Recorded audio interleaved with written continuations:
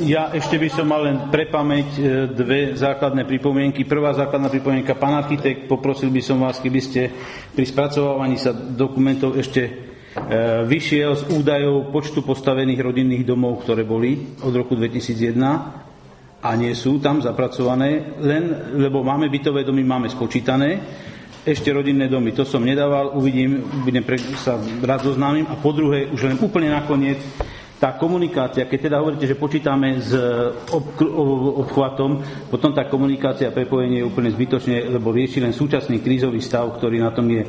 Každý človek, ktorý príde na ten prvý kruhový objazd, okamžite to stočí na muškát, pretože sa vyhne druhému kruhovému objazdu. To je celá logika.